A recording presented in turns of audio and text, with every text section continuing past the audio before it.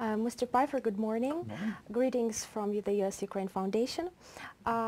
It has been 1 year from Viktor Yanukovych presidency. Right. How would you evaluate, how would you characterize the relations between Ukraine and the United States at this point? Yeah. Well, I think if you look at the U.S.-Ukraine relationship, and of course in February there's going to be the meeting of the Strategic Partnership Committee, and they'll take a detailed look. But it doesn't seem like that there are big U.S.-Ukraine problems. Last year they resolved the question of removing the highly enriched uranium from Ukraine, so that's just being implemented. So one of the tasks, I think, for the Strategic Partnership Committee will look at what are some specific areas to work on in a positive way to advance U.S.-Ukraine relations. I do think that a couple issues will come up related to what's going on in Ukraine. First of all, the pace of economic change and economic reform within Ukraine, because that's really going to be key to attracting American business, and to the extent the governments want to promote economic interaction, I think it turns on the business climate that the government creates within Ukraine. I think the other issue that's going to probably come up is democracy, because I think there is a concern in Washington that in democratic terms Ukraine has been moving in the wrong direction over the past year. Speaking about other vector of Ukraine's foreign policy, how would you characterize current relations between Kiev and Moscow, especially taking into account that Viktor Yanukovych was widely seen in the West as a pro-Russian politician? Yeah. I'm not sure I would agree with the term pro-Russian. I mean, I think he pursues policies that happen to be more consistent with Russian interests, but I'm not sure he does it because he favors Moscow. But certainly if you go back and you look at the policy that President Yanukovych has adopted over the last year, and I was in Kyiv along with Strobe Talbot from Brookings, and also with Javier Solana, who used to be the European Union's foreign policy chief. And we were there in late March, and what we heard from President Yanukovych and other people in his government was that Russia was going to be a priority for Ukraine's foreign policy, because President Yanukovych believed that Russian-Ukrainian relations had deteriorated to a point in 2008, 2009 that was not consistent with Ukrainian interests. And I think that's a view that many Ukrainians, according to polls, seem to agree with. But what we were also told was that Ukraine's policy would be pursued in the context of balance between approach towards Russia and approach towards the rest, specifically Europe. I'm not sure we've seen that balance. And I think in the specific question of Ukrainian-Russian relations, while certainly I think there has been progress, the relationship is much better than it was, say, a year to 2 years ago, there are still some significant issues. And I think there are issues where it's pretty clear that Moscow and Kyiv don't have the same interests. They continue, for example, to debate the question of what price Ukraine should pay for gas and imports from Russia. The Ukrainians would like to see higher transit rates for gas that passes through Ukraine going to Europe. And I think what also I think sort of clearly shows that the interests of the two countries aren't aligned is the whole question of South Stream. Moscow continues to advocate going ahead with putting this very expensive pipeline along the bottom of the Black Sea. There is, as far as I'm aware, and as far as most Western energy experts understand, there's no new gas source for that South Stream pipeline. If the Russians build South Stream and put gas into it, the gas that's going to go through South Stream into Europe is going to be gas that otherwise would have gone through Ukraine's pipelines. So I think it's pretty clear that on some key issues there are still differences between the countries, and they've got to take account of those.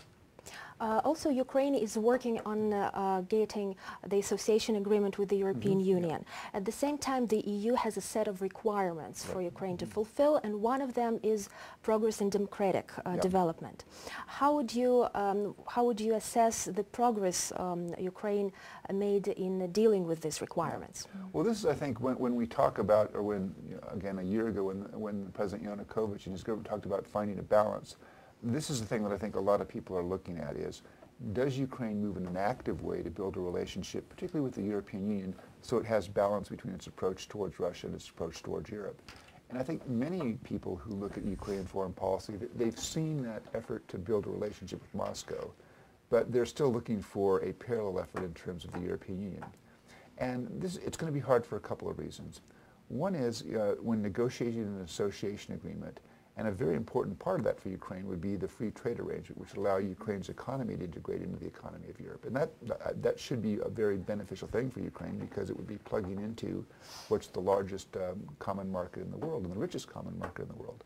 But it's not really a normal negotiation in the sense that Ukraine probably is not going to get a lot of European concessions. I mean, the Europeans say, here's what you need to do for an association agreement, here's what you need to do to join a free trade arrangement, and Ukraine simply has to make the tough decisions to accept that. And that's not an easy thing to do, but looking over the last year, I'm not sure that we've seen that sort of push to make those decisions and move as far on the European vector as far as they've moved on the Russia vector.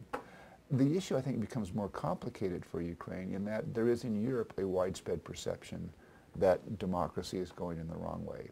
And it's a variety of things. Unfortunately, the regional elections held last October. After 5 years of very high marks for elections, those elections didn't get such good marks. Freedom House has, after 5 years, downgraded Ukraine.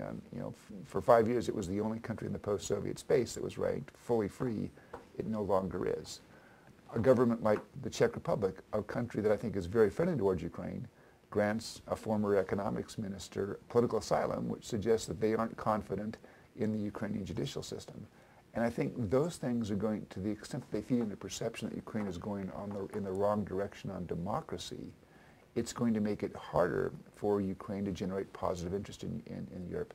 At a time when Europe and the European Union are looking at addressing economic questions and inward questions, I think it makes it harder for Ukraine to get the right kind of attention, the positive sort of attention that it needs from Europe. And finally, actually, do you see any role of the United States in helping in this democratic reform, assisting civil society in Ukraine?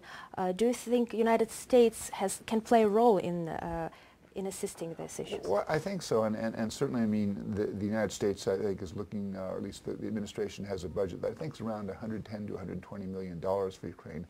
And a chunk of that is going to be for democratic reform. I guess I'm a little bit disappointed by that because I had hoped to see us past the point where democracy and civil society in Ukraine were so strong that it didn't have to be a major focus for U.S. assistance efforts. So I see that as an unfortunate regression.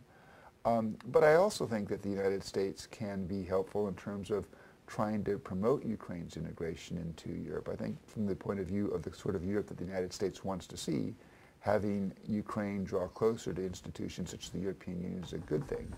But again, my worry here is that as in Europe, to the extent that there's a perception here that democracy in Ukraine has gone in the wrong direction, it's going to be harder to generate positive interest in Ukraine.